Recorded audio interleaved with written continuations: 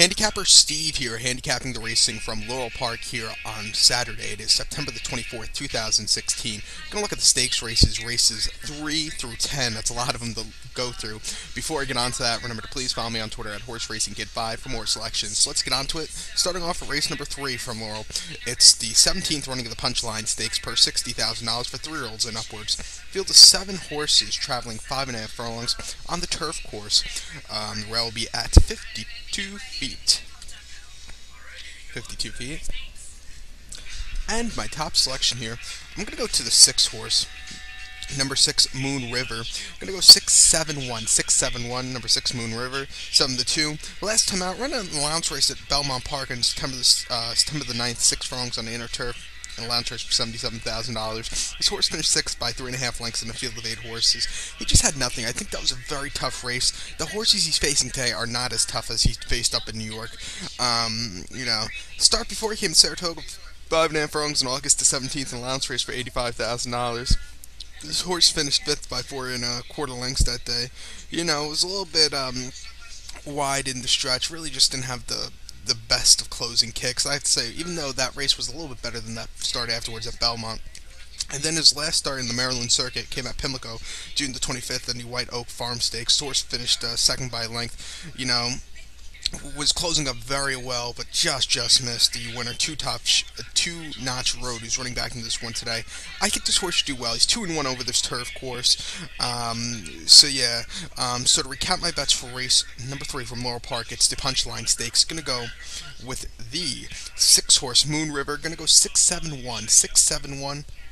So now let's get on to race number 4 from Laurel Park, which is the 20th running of the Brook Mead Stakes per $60,000 for fillies, mares, 3-year-olds, and upwards. Registered Virginia breds or Virginia sired horses. A few of these races are for the Virginia bred horses. Since Colonials closed, they created a race. They want to run these races here for the Virginia horses. So they're traveling a mile on the 16th. And my top selection here will go to the 5 horse, number 5, Complete ST, or Complete Street, we'll say. I'm going to go 5-1-8, number 5, Complete Street, 9-2, Forest Boys. Last time out, we're in a Kentucky Downs, a mile 70 yards in the One Dreamer Stakes. This horse finished 4th by 2 3/4 lengths that day. He just didn't have the best of runs. It was a very tough field, not facing nearly as tough today. Start before came at Suffolk, August 7th, a mile 70 yards, and off the 40 claimer. This horse finished 2nd by length, and this horse is a little bit wide in the stretch, closed up a tiny bit, but again, couldn't get that really, just couldn't catch the winner on that turf course. Here at Laurel, he's 6-1. Or she's 6-1, the 6-year-old mare. Last and only win came in this race last year. She won this race by a half length, closing up very well. I'm going to take my chances with this one again, 9-2. So to recap my bets for race number 4 from Laurel Park, I'm going to go with the 5 horse here. I'm going to go 5-1-8. 5-1-8. So now let's get on to race number 5. 5th race from Laurel Park is starting off with these really big races. It's the Commonwealth Oaks, presented by the Virginia Equine Alliance at Laurel Park. It's a grade 3 race here, purse $150,000 for fillies, 3-year-olds. We have a field of 11 horses traveling a mile and an eighth on the turf course. Rail will be at 52 feet again. Mile and an eighth. And my top selection here will go to the 5 horse. Number 5, who is Noble Beauty, 4-1 Fergal Lynch for Chad Brown. Last time out, this horse ran the Pucker Up Stakes at Arlington Park, mile and eighth on August 13th. This horse finished 2nd by a nose, but it was Arlington Million Day. They always have to disqualify a horse in Arlington Million Day in one of those big races. This horse placed 2nd that day, but got placed 1st due to disqualification of the winner for coming out. It was such a narrow margin. Even the slightest bump lost the horse's momentum to win, and I think it was a right call to disqualify the winner. Try your luck. One next start out, actually. This horse was just a little bit wide in the stretch and just missed. Start before at Belmont Park in the Belmont Oaks Invitational. This horse finished 8th by 8 lengths. Got Catch a Clip, Get Glimpse, and Time and Motion Coolmore, 3 very good horses. This horse had a horrible break from that middle of the pack in the field of 14 horses or 13 horses. It was wide. It was a very tough race for this horse. He's not facing as tough today. I think this horse should have a good run here today, so I'm going to use this horse as a top selection.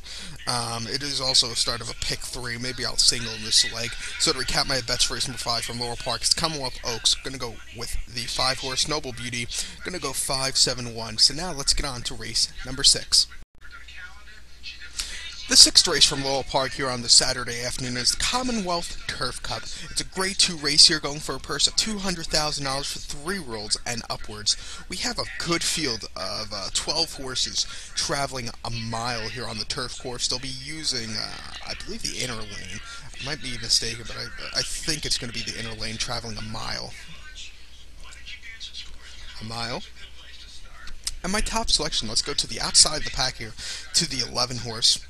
Number 11, who is March. Going to go 11-3-12. 11-3-12. Number 11, March, 5-1. Manny Franco coming in to ride this one for Chad Brown, sending this one in from New York. Last time I went to Saratoga at the Spa on August 22nd, optional 80 claimer, 1 mile on the inner turf course. This horse finished third by a head and just missed. The winner is running back into this race also. You know, this horse is a little bit wide at the top of the stretch. You know, closed up well in an all-out finish between 3 horses. It was the horse's first start since November the 28th also at Del Mar. That Del Mar start on November the 28th, a mile and the 8th in the Hollywood Derby, which is always one of the best races of the year, because even when it was run at Hollywood Park, it was always a good race. The Del Mar runnings have been great also. You know, this horse finished second by a head, breaking from an outside post position going a mile and the 8th at Del Mar is so difficult.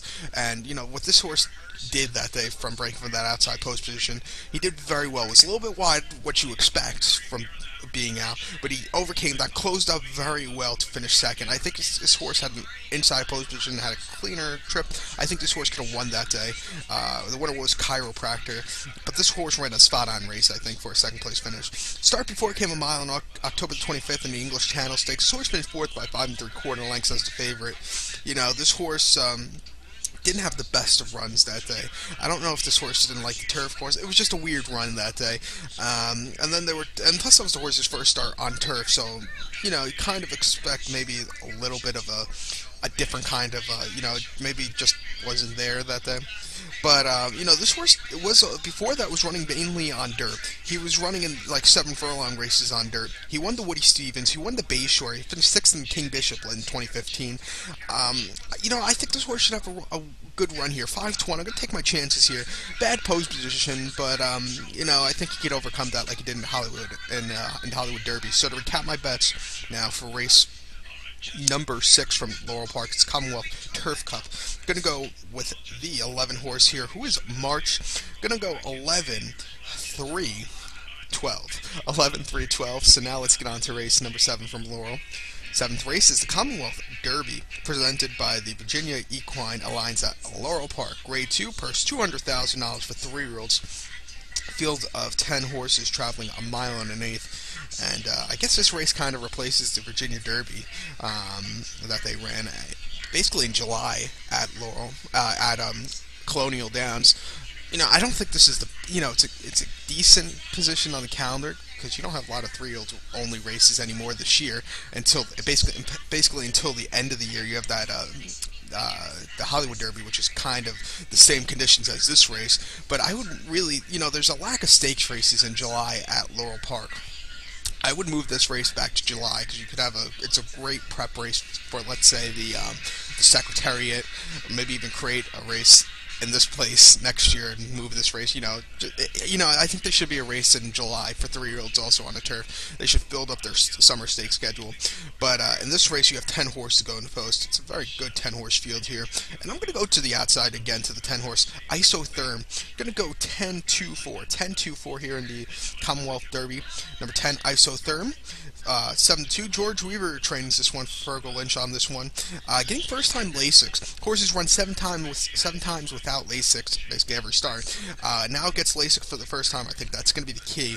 Last time out, running the Saranac at Saratoga, mile and 8th on the inner turf course on September the 3rd. This horse finished 3rd by length. Was stalking the pace that day, but couldn't get, couldn't catch the 2 horses in front of him, Camelot Kitten and Inspector Linney, who were just rolling and really rolling.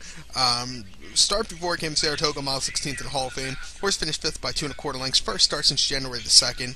You know, again, Just didn't have the best runs. Had a whole bunch of traffic trouble. Didn't break that good. You kind of expect first start out since a layoff, And then January 2nd, Gulfstream Park, 7.5 furlongs in Diana Beach. Source finished second by head. Got the lead in the midpoint of the stretch, and then just missed. Got shut out by the winner that day. The Source finished 13th in last year's Breeders' Cup Juvenile. Do not know why they ran him in that day in the Juvenile, because his two worst races came on dirt. Well, his worst race before that came on dirt. His first career start finished fourth, so you kind of expected that horse not to do well. But he did win the Pilgrim, Grade 3 Pilgrim at Saratoga at Belmont on the turf last season really well.